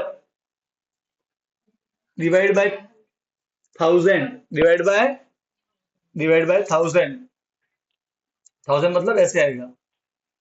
कोई दिक्कत नहीं। अच्छा, पॉइंट, पॉइंट नीचे, पॉइंट यहाँ पे, पॉइंट ऊपर 0 आएगा, नीचे तो 3 2, और 3 जीरो पहले से ही है, 4 जीरो बन जाएंगे। इसमें लिख रहा हूँ 10 की पावर 4। कोई दिक्कत नहीं है। मीटर। यहाँ तक कोई दिक्कत है तो बोलो, बोलो बोलो बोलो, फटाफट बोलो। रेडियस क्यों निकाले बेटा? डायमीटर दिया हुआ तो रेडियस नहीं चाहिए कि एरिया निकालने के लिए? एरिया क्यों निकालना है ऐसा? तो बेटा क्या पता है, याद याद नहीं है, रेजिस्टिविटी में क्रॉस सेक्शन एरिया आता है।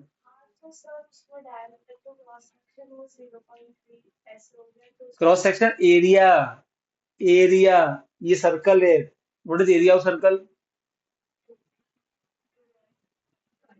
पाई आर स्क्वायर। उसमें आर क्या होता है? रेडियस। एरिया निकालना है उसका। क्रॉस सेक्शन मतलब सिर्फ वो डायमीटर नहीं होता है, क्रॉस सेक्शन एरिया बड़ी उसकी है।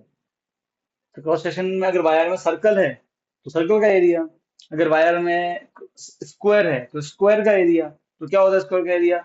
साइड इंटू साइड, तो साइड चाहिएगी। समझी कि नहीं समझी? भाई सबको क्लियर है कि क्यों निकाल रहे हैं? निकालना पड़ेगा, क्रॉस सेक्शन एरिया आता है ना उसमें बेटा। और यहाँ पे सीधी बात है, डायमीटर बोला है मतलब सर्कल है वहां पे। अब सर्कल का एरिया क्या होता है? पाई आर स्क्वायर, तो आर तो चाहिएगा ना मुझे, कोई दिक्कत नहीं। Okay, what will be the resistivity? क्या होता है रजिस्टिविटी? रो। क्या होता है? रो, ये निकालना है मुझे। हाँ तो सर निकालते हैं ना, क्या तकलीफ? Sir, resistance is equal to rho L by A, formula होता है। सही है। ओके, अब सबसे पहले यहाँ पे ए होता है क्रॉस सेक्शन एरिया, पहले इसको अलग से निकाल दो क्योंकि ये थोड़ा दिक्कत क्रिएट करेगा। और इन्होंने पाई की कोई वैल्यू दी नहीं हुई है यहाँ पर, ठीक है? तो हम पाई को लेके चलेंगे 22/7, कोई दिया नहीं हुआ है तो ये लेके चलेंगे। तो पहले मैं ए निकाल देता हूँ, एरिया ऑफ क्रॉस सेक्शन। वो क्या होगा? पाई आर स्क्वायर 22/7। आर कितना है? 3/2 इंटू 10⁴ दो बार आएगा। 3/2 इंटू 10⁴। कोई तकलीफ है? नहीं। थोड़ा बहुत इसको एडजस्ट करते हैं। ये, अच्छा ये 4 और 4, 10⁸ बन जाएगा। अरे बोलो यार, मैं हल्का हल्का सिर्फ एडजस्ट कर रहा हूँ, ठीक है? 3 3 जा 9, 2 2 जा 4, और ये 10⁸ 8। प्लस क्या बनेगा ऊपर जाके? माइनस, तो 10⁻⁻8। ठीक है, ये कट हो रहा है, 2 2 जा और 2 11 जा। सही है, तो ऊपर आया 99। ये 7 2 जा 14 इंटू 10⁻⁻8 मीटर स्क्वायर, ये मेरा एरिया। ठीक है, अब मैं वैल्यू पुट कर रहा हूँ। देखो सबसे पहले तो आर, अब ये मुझे ये निकालना है, तो डिवाइड क्या बनेगा? मल्टीप्लाई, मल्टीप्लाई क्या बनेगा? डिवाइड। तो आर इंटू ए, एल नीचे आ जाएगा, रो आ गया। आर कितना दिया हुआ है? 26। ए कितना है बेटा? 99/14 इंटू 10⁻⁻8। और एल कितना दिया हुआ है? 1 मीटर, इज इक्वल टू। समझ गए? ठीक है, अब वन तो वन होता है, कोई दिक्कत नहीं है। 2 1 जा 2 3 जा 2 7 जा। ठीक है, और अब बेटा काम करो, इनको मल्टीप्लाई करके 7 से डिवाइड कर लो। 99। ओके, और अगर आपको एक नियर बाय आंसर चाहिए तो भी आ सकता है, थोड़ा दिमाग लगा देना। 7 2 जा कितना होता है? 7 2 जा कितना होता है? अरे कितना होता है? 14 होता है। तो ये 13 है ना, तो ये ऑलमोस्ट 1.9 के आंसर आएगा, कि 7 2 जा 14 होता है। ठीक है, मुझे मालूम है आपके दिमाग में चल रहा होगा अभी। 3 9 जा 27 का 7 कैरी का 2, 27, और कितना हो गया? 29। समझ गए? 9 और 9, 7, 18 का 8 कैरी का 1, 12, उसको डिवाइड करो 7 से। 7 1 जा 7। ठीक है, कितना आया? 5, ये 8, 7 8 जा 56, 2, 7, 7 3 जा 21, कितना आएगा? 6.0। यहाँ जीरो आएगा, तो 7 8 56। तो ऑलमोस्ट आंसर क्या आ रहा है? 183.8 into 10⁸ rho ohm metre is equal to. ठीक है, ये आंसर है। अब बुक में जो आंसर दिया हुआ है, देखो 10⁻⁻6 में दिया हुआ है। तो चेक करो बेटा आपको कितनी मैथ आती है, कैसे लो -6 में आंसर? चेक तो करो कि आपको मैथ कितनी आती है।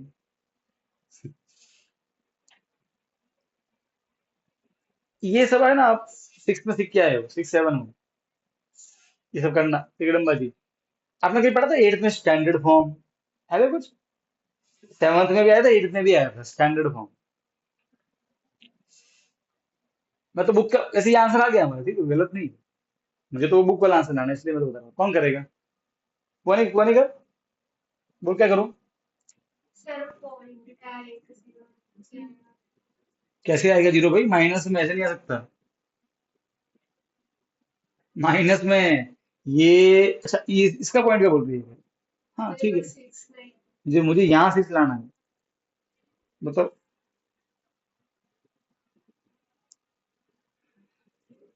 देखो, अरे भाई -8 को अगर मुझे -6 करना है तो मुझे यहाँ पे +2 करना पड़ेगा। दिमाग लगाओ ना।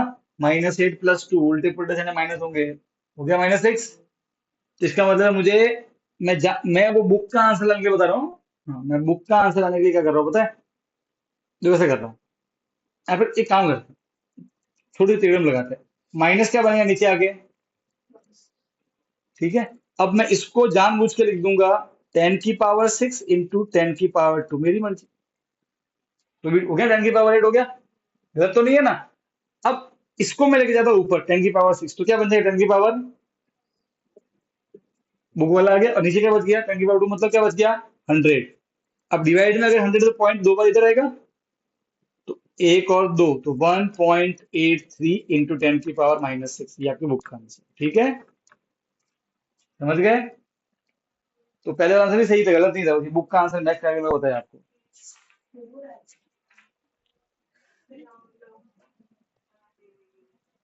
हाँ बेटा, और रो पॉइंट के बाद 1 2 का चलता है। हैं? तुमने क्या मैथ पढ़ी अभी तक? तू 10th में आगे भी तू रो रही है, 3 और 4 में रो रही है।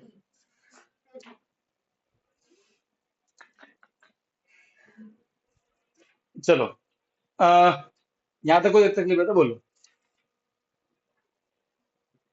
बोलो बोलो।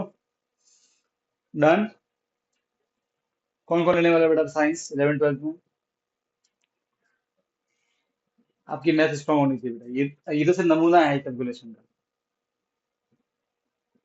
सिर्फ एक नमूना है। मैं डरा नहीं रहा हूँ, मैं तुमको सच्चाई बता रहा हूँ। डराना का करता क्या होता है? तुमसे होगा ही नहीं, ये डराना होता है। सच्चाई क्या होती है बेटा? ऐसा होगा इसलिए अपने को तैयार करो। समझ गए? थोड़ा सा सोचना आना चाहिए, और वो जब करोगे तो आएगा, जब तुम नहीं करोगे तो नहीं आएगा। हाँ, तुम करते नहीं हो इसलिए नहीं आता है। ठीक है, ध्यान रखना इसको। Okay fine. तो यहाँ हो गया। अब 12.6 करेंगे, ठीक है।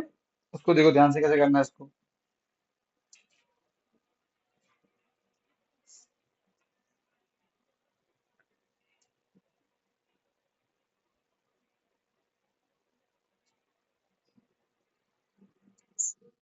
हाँ बेटा बोलो।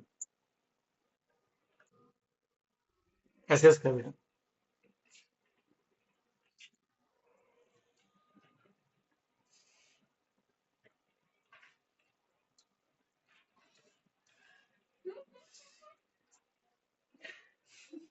Okay, example 11.6।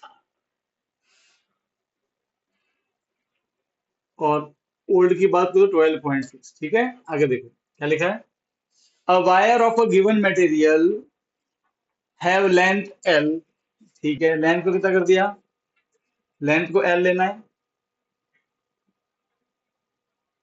Length L. Area of cross section कितना? Area A. Has a resistance of 4 ohm. कितना दिया रेजिस्टेंस? 4 ओम। बढ़िया। ओके। अगर एक वायर है, उसका लेंथ एल है, एरिया ए है। अब मुझे वैल्यू नहीं दी है, ठीक है, बस बोल देगा एक वायर है। लेंथ भी नहीं मालूम, एरिया भी नहीं मालूम, उसका रेजिस्टेंस मालूम है, अच्छा है। अब मैंने क्या किया? मैंने सेम मटेरियल लिया। अब आगे बढ़ो। What would be the resistance of another wire of same material? मतलब मटेरियल सेम है, ओके, मतलब दोनों कॉपर कॉपर के वायर है। बस फर्क क्या है कि जो नया वाला वायर है उसकी लेंथ कितनी है? एल नहीं है, L/2 है। चेक करो। Same material having length L/2 and area 2a। कितना एरिया आया? 2a। मतलब अब एरिया भी कर दिया चेंज, और लेंथ भी कर दिया जाए। हम जानते हैं कि जब लेंथ और एरिया होता है चेंज तो रेजिस्टेंस कैसा होता है चेंज। एक चीज फिक्स होती है, वो क्या होता है? रजिस्टिविटी, रो, मालूम है ना? उसमें फिक्स होता है। यस और नो? तुम क्या देखो, अब सुनो कैसे सोचना वो दिखाता हूँ। हमको केस नंबर 1 ये दे दिया, ओके, यहां से निकालेंगे रो, वो फिक्स है। अब केस नंबर 2 में क्या पूछा है? केस नंबर 2 रेजिस्टेंस पूछा है और लेंथ दे दिया L/2 और एरिया दे दिया 2a। तो बेटा मुझे रो तो चाहिएगा ना, फॉर्मूले में क्या क्या लोग आते, तो रो यहां से मिलेगा। कैसे मिलेगा देखो दिखाता हूँ। तो resistance is equal to rho L/a। Resistance तो 4 है, ओके। एल को एल रखना है, एरिया को ए रखना है, इसने बोला है। डिवाइड बनेगा मल्टीप्लाई, मल्टीप्लाई बनेगा डिवाइड। तो 4a ऊपर और एल नीचे, ये मेरा रो आ गया, कोई दिक्कत नहीं है। यहां से मिल गई, रो की वैल्यू मिल गई। ठीक है, अब यहाँ पे आ जाए। Resistance is equal to rho L/a। Rho कितना आया है? 4a/L। एल अब कितना दिया हुआ है इस केस में? L/2 और एरिया कितना दिया हुआ है? 2a। इसका करते एबीसीडी, ऐसे करेंगे एबीसीडी, ये इंटू ये इंटू ये।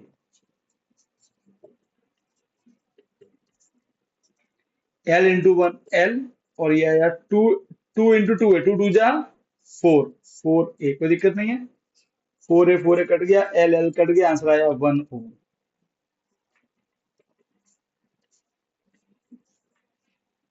समझ गए? तो इसका आंसर ऐसे है। क्लियर है? कोई तकलीफ है तो बोलो। नहीं? एकदम गारंटी? अरे बोलो यार, क्या तुम यार एकदम मुंझा गए हो एकदम। अरे बोलो बोलो बोलो बोलो बोलो बोलो।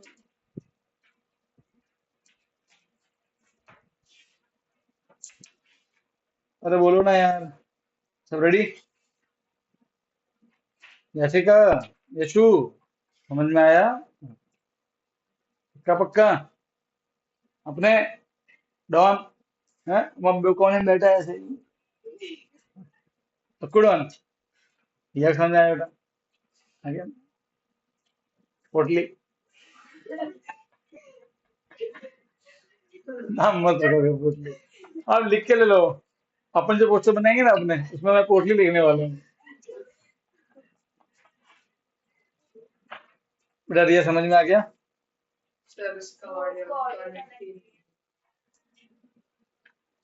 वो कभी कभी दिखाता है ऐसे, वो कभी इशू हो जाता है नेटवर्क में, इसलिए दिखाता है फालतू।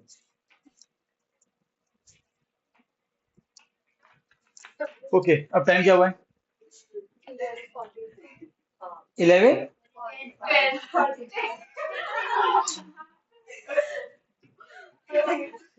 हाँ, अगर दो घुटने में ज्यादा मारे घुटते हैं। मुझे नोट्स देना।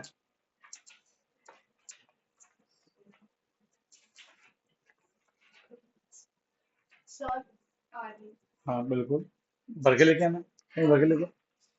थोड़ा एक ब्रेक ले लेते हैं, पानी ब्रेक। तो स्टॉप करो रिकॉर्डिंग। हाँ बेटा रिया बोल। जो पता है हमारी इलेक्ट्रिक प्रेस होती है, जो हम घर पे इस्त्री करते हैं, उसमें है ना, पता है वो जो पार्ट जो गर्म होता है, नीचे वाला पार्ट जो गर्म होता है ना, आपने देखा होगा, तो वो बिल्कुल ऐसे शार्प एंडेड होता है, राइट है? ओके। इसके अंदर पता है, इसके अंदर कॉइल होती है ऐसे, आप उसको ओपन करो, अंदर कॉइल निकली, क्या निकली बेटा? ऐसे बिल्कुल स्प्रिंग जैसे निकली, इसे बोलते हैं कॉइल। बेटा प्रेस आती है ना, प्रेस, हीटर, वो सब, टोस्टर, है ना, उनके अंदर आपको ऐसी कॉइल दिखेगी, वायर। आपने वो पता है इलेक्ट्रिक देखी हो सगड़ी? वो ये वाली नहीं, इंडक्शन वाला नहीं बोल रहा हूँ, इंडक्शन नहीं बोल रहा हूँ मैं। पता है वो सीमेंट की आती थी, कभी देखी हो तो शायद। उसमें वो कॉइल सच में दिखती है ऐसे। हाँ, चूल्हा आता है उसमें, तो आप जैसे ऑन करोगे ना, वो तुरंत एकदम लाल लाल हो जाएगा, उस पर आप खाना पका दे लो। फिर पता है वो सर्दियों में अपन पानी गर्म नहीं करते, वो आता है हीटर, आता है ना हीटर, वो वाला, वो क्या है फिर, वो यही तो है। उसको अगर आप तोड़ोगे अंदर से, तो अंदर से तोड़ना मतलब तो ऐसे ऐसे स्प्रिंग निकलेंगे। ये जो स्प्रिंग होती है, कॉइल बोलते हैं।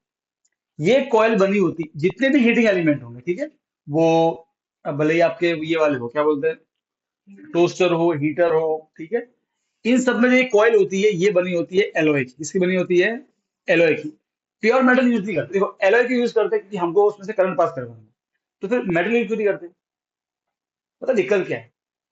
मेटल, हम आगे आगे पढ़ेंगे, जब भी मेटल, देखो, हमको उनको गर्म करना है, हम चाहते हैं कि वो गर्म हो, तभी तो पानी गर्म होगा, हीटर है तो, तभी तो प्रेस होगी ना। अब हम आगे जाके पढ़ेंगे कि जब भी करंट पास होता है तो चीजें गर्म होती है, तो हम जानते ही हैं, हमारा फोन भी गर्म हो जाता है, पंखा गर्म हो जाता है, जाते जाते, है ना, बल्ब भी गर्म हो जाते हैं। कभी बहुत देर बल्ब चालू है, उसको कभी निकाला है हाथ से? कभी ट्राई करना बेटा। उसको ऑन कर दो, रिकॉर्डिंग ऑन, ऑन कर दी। अब देखो यहाँ पे, सबसे पहले जो भी जो भी हीटिंग एलिमेंट्स है, हीटिंग कंपाउंड है, टोस्टर, ये सब, इनमें जो कॉइल होती है वो किसी वजह से एलॉय की, प्योर मेटल की क्यों नहीं है? तो हम आगे जाकर पढ़ेंगे कि जितना रेजिस्टेंस ज्यादा होता है, ठीक है, उतना हीट ज्यादा बनती है। ओके, तो एक तो हम, एक ऐसी चीज ज्यादा है जिसका रेजिस्टेंस थोड़ा ज्यादा हो, तो हीट थोड़ी ज्यादा बने। अब जो प्योर मेटल्स है, एक तो उनकी दिक्कत क्या है, उनका रेजिस्टिविटी बहुत कम है, रेजिस्टेंस कम है, तो इतनी भी हीट नहीं, इतनी भी वो गर्म नहीं होगी जितना हमको गर्म करना है हमको। दूसरा, वो अगर थोड़े गर्म होते हैं ना, अगर एक एक लिमिट से ज्यादा गर्म हो गए, तो बेटा अगर हमको प्रेस करना तो हमको ज्यादा गर्म चाहिए, पानी गर्म तो हमको हम चाहते ज्यादा हीट बने। और मेटल को अगर आप ज्यादा गर्म, देखो कॉपर का है ना, ज्यादा आपको मैंने स्टॉप पे ऐसे करो, तो पता है इट तुरंत it directly react with oxygen and form copper oxide. Magnesium को देखो आप, इट फॉर्म मैग्नीशियम, वो है ना, तो एक लिमिट, थोड़ा सा वो लिमिट एक्सीड हुई, वो तुरंत क्या कर देंगे, ऑक्सीजन से कर देंगे रिएक्शन, और वो बाय हो जाएगा खराब। Pure metal, when they are heated more, they oxidise, मतलब दे रिएक्ट विद ऑक्सीजन, उनका होता है ऑक्सीडेशन, और वायर डैमेज हो जाता है। सो प्योर मेटल हम यूज नहीं सकते, क्योंकि उनकी क्षमता नहीं है, वो इतनी गर्मी को झेल सकते नहीं। ऐसा मान लो कि वो जल के पिघल जाए। ठीक है, अब जो एलॉय होते हैं, इनकी प्रॉपर्टी होती है, एलॉय के अंदर मेटल तो है, मेटल क्यों है? ताकि करंट पास हो सके, करंट पास करवाना। दूसरा, इनकी प्रॉपर्टी होती है कि इनकी रजिस्ट, देखा नोट करो, जो एलॉय है उस टेबल में बीच में लिखे हुए थे सर, जो टेबल पड़ी थी अपने रजिस्टिविटी वाले थोड़ी देर पहले, उसमें बीच में लिखे हुए, मतलब उनका जो रजिस्टिविटी है वो बीच में आता है, मतलब ना एकदम ज्यादा ना एकदम कम। ठीक है, तो वो गर्म भी अच्छे से होंगे।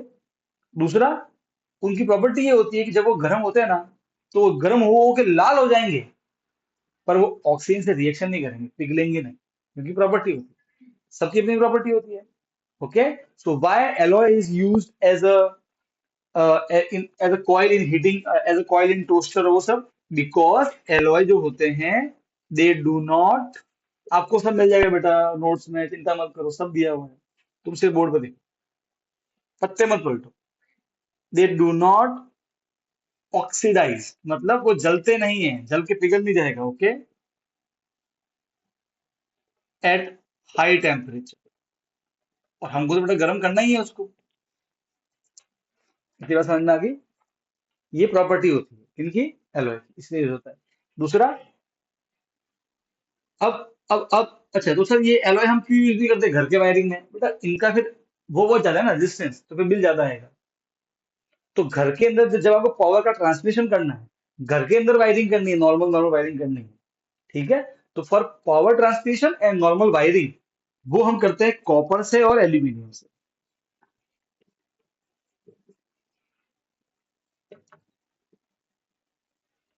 ठीक है, फॉर पावर ट्रांसमिशन, तो मान लो कि अपना यहाँ का ये टोरेंट का पावर हाउस है, आपने देखा होगा उधर एयरफोर्स सर्कल पे आगे जाते तो, है ना, वहां पे जो वहां जो बिजली बनती है, वो हमारे घरों तक किसके थ्रू पहुंचती है? एल्यूमिनियम की वायर से। और फिर हमारे घर में जो वायरिंग होती है वो कॉपर की होती है।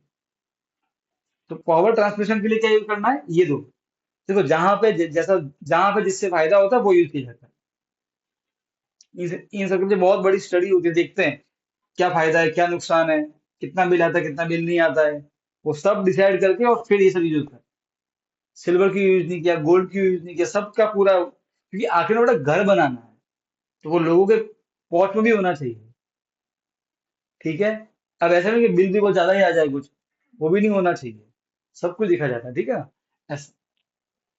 और जो बल्ब होता है, बल्ब, मैं आपको समझाया था कि बल्ब, जो पुराने बल्ब होते हैं उसमें ऐसा होता है पार्ट, और उसमें ऐसे दो वायर आते हैं, बीच में स्प्रिंग होती है। ओके, इसको बोलते हैं फिलामेंट। क्या बोलते हैं?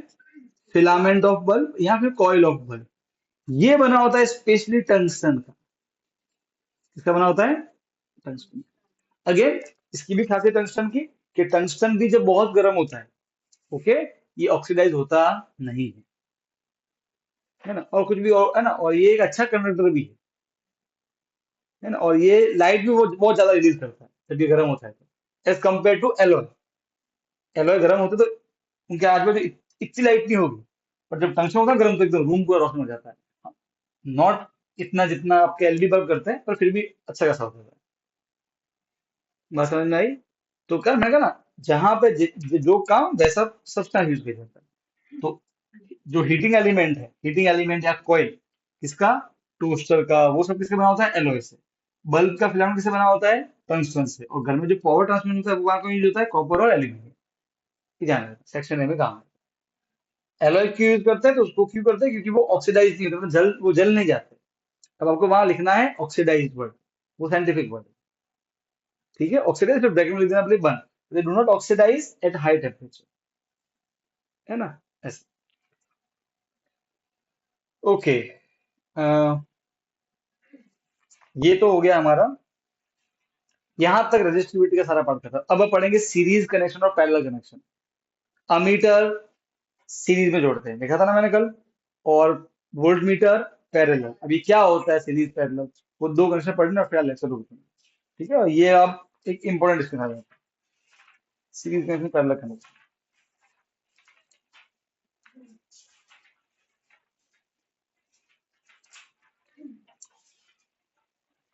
क्या है सीरीज कनेक्शन, क्या है पैरेलल कनेक्शन, कैसे मालूम पड़े कि जो ये वाला जो रेजिस्टेंस है, ये सीरीज में जोड़ा है, ये पैरेलल में जोड़ा है, कैसे जोड़ते हैं वो देखो।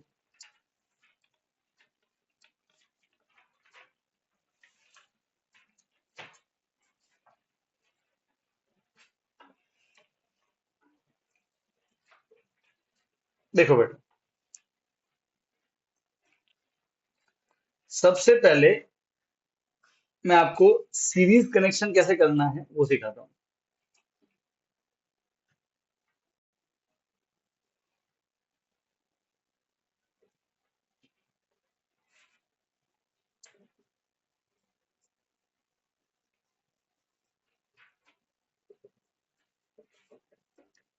इसके लिए मैं दो तीन रेजिस्टेंस लूंगा।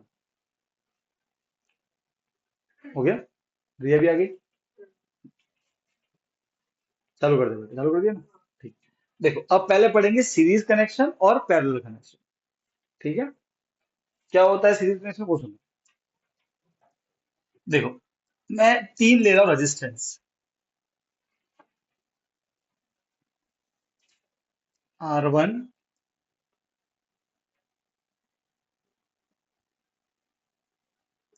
R2, R3। अच्छा, अब मैं इनका लेफ्ट राइट लिख रहा हूँ। आपको लिखना नहीं है एग्जाम में, सिर्फ मैं ये इसे मैं बता रहा हूँ समझाने के लिए। ये इसका लेफ्ट होगा, अब लेफ्ट है ना ये इसका राइट, ये इसका लेफ्ट, ये इसका राइट, ये इसका लेफ्ट पॉइंट, ये इसका राइट, ठीक है। सेम वे करते हैं पैरेलल में भी। Resistance R1, R2, R3। आप चाहो तो चार भी ले सकते हो, दो भी ले सकते हो, ठीक है। 5, 10, 15, जितने जितना चाहो उतना ले लो। ये इसका लेफ्ट, ये इसका राइट, ये इसका लेफ्ट, ये इसका लेफ्ट वाला भाग, ये राइट वाला भाग, ये लेफ्ट वाला भाग, ये राइट वाला भाग। अच्छा, देखो, अब मैं अगर इस तरीके से जोड़ू, देखो, left right, left right, left right, मतलब एक का राइट दूसरे का लेफ्ट, एक का राइट दूसरे का लेफ्ट, अगर ऐसे जोड़ू तो बोलेंगे सीरीज में जोड़ा है। कैसे? देखो, मैं पहले पहले को ले रहा हूँ, R1, ये इसका लेफ्ट, ये इसका राइट। अब मैं R2 को लेके आ रहा हूँ, तो R2 का जो लेफ्ट है वो R1 के राइट से जुड़ा हुआ है। ये मैंने ज्वाइन किया डॉट,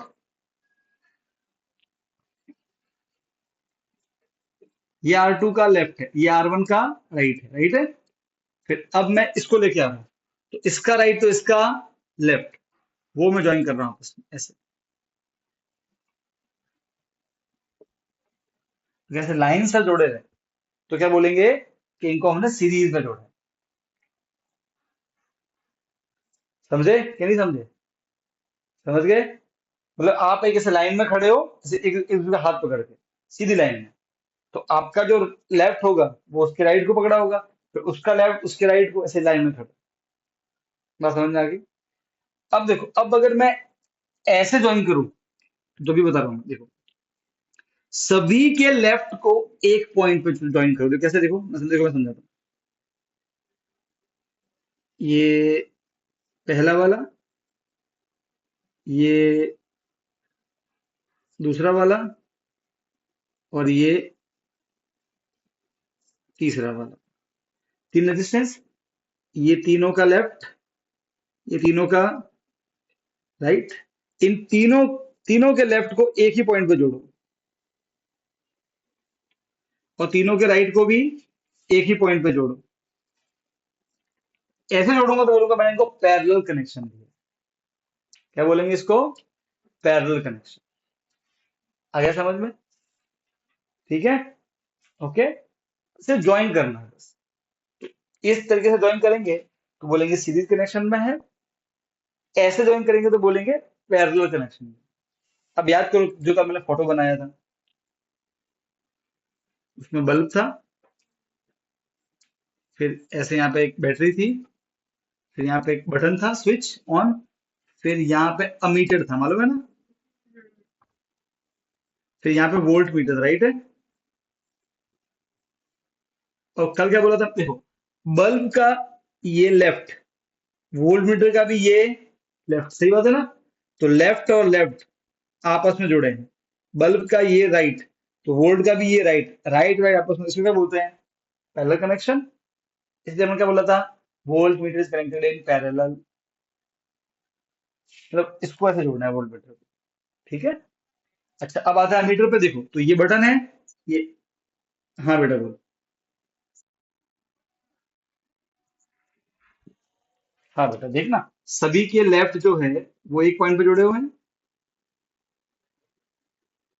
और सभी के राइट भी एक पॉइंट पे जुड़े हुए हैं। तो इस तरीके से ज्वाइन करेंगे तो बोलेंगे पैरेलल ज्वाइन किया है ना। अब देखो, ये स्विच है बेटा, ये स्विच का लेफ्ट, ये स्विच का राइट, ठीक है। तो बेटा अब जो ये अमीटर है मैंने ऊपर बना दिया है, कोई बात नहीं, इसको अपन सीधा बना लेते हैं, चलो ऐसा बना लेते हैं। ये लाइन में ही है ना, तो अब ये अमीटर का लेफ्ट और ये अमीटर का राइट, देखो राइट जुड़ा हुआ है इसके लेफ्ट से, एक लाइन में आ रहा है ना इसकी तरह। इसे क्या बोलते हैं? Series connection. क्या बोलते हैं?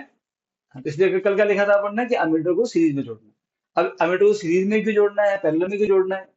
तो उसका आपको आंसर मिलेगा 12th में जाकर, का कारण होता है क्यों सीरीज में क्यों पैरेलल में, उसका आपको आंसर अभी नहीं मिलेगा। ये एक बहुत, एक पूरा एक प्रोसेस होता है इसका, पूरा एक मैग्नेटिक, मैग्नेटिज्म भी आ जाता है, बहुत कुछ होता है, वो सब 12th में आता है। जब आप पढ़ोगे ना आप, तो समझ में आएगा। आपका चैप्टर आएगा आपके मैग्नेटिज्म करके, तब आपको आना पड़ेगा उधर। बस ध्यान रखना कि वोल्ट वोल्ट मीटर को पैरेलल में जोड़ना है और एमीटर को सीरीज में जोड़ना है। ठीक है, ओके। यहाँ पे कोई दिक्कत नहीं है, समझ गए? और ये ऐसा दिखता है सीरीज में, ऐसा दिखता है पैरेलल कनेक्शन। अब ट्विस्ट क्या है? ट्विस्ट क्या है तो वो समझो। देखो, मान लो कि रेजिस्टेंस, देखो अकेला R1 है, तो इसका, इसकी रुकावट कितनी है, मतलब इसका वैल्यू है 5। अकेला R2 है, इसकी वैल्यू है 10। अकेला R3 है अकेला, तो इसकी वैल्यू है 15 ओम।